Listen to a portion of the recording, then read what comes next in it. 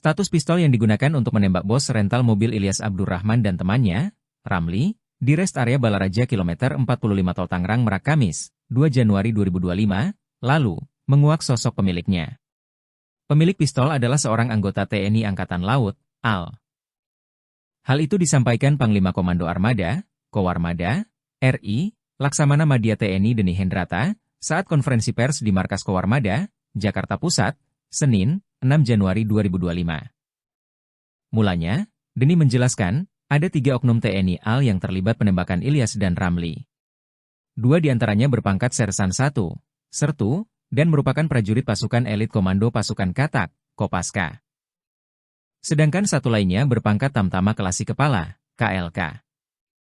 Mereka adalah Sertu AA, Sertu RH dan KLK BA. Deni tidak menyebutkan siapa yang menembak langsung di antara 3 oknum itu.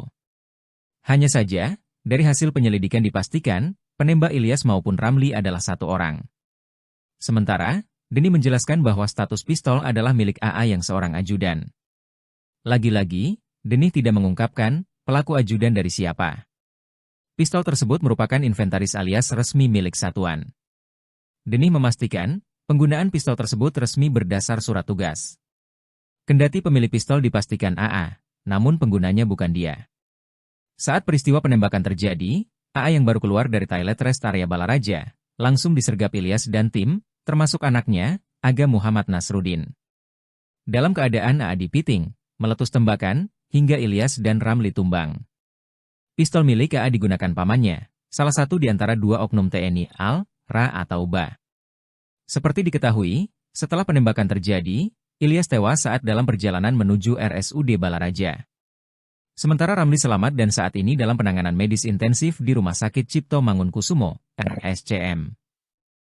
Ketiga oknum TNI AL yang terlibat penembakan itu pun segera berstatus tersangka. Ketiganya diamankan di Pusat Polisi Militer AL. Peristiwa penembakan itu bermula pada Kamis dini hari. Ilyas bersama anak dan tim dari rentalnya, hendak memburu mobil Honda Brio sewaannya yang diduga akan digelapkan. Pasalnya, 2 dari 3 GPS mobil yang disewa Ajat Sudrajat selama 3 hari mulai 31 Desember 2024 itu diputus sejak hari pertama. Ilyas dan tim merasa butuh pendampingan polisi. Sebab, saat dirinya memergoki mobil Brio tersebut di Pandeglang, dia ditodong pistol.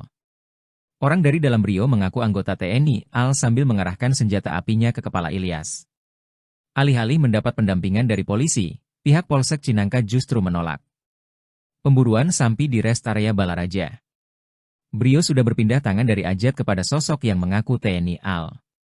Ilyas dan tim pun menyergap AA yang diduga akan menggelapkan mobil sewaan.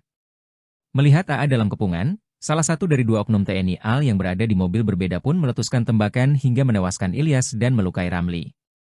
Selain ketiga oknum TNI AL, polisi juga menangkap Ajat sebagai penyewa mobil yang menjualnya hingga mobil tersebut sampai kepada si oknum TNI AL.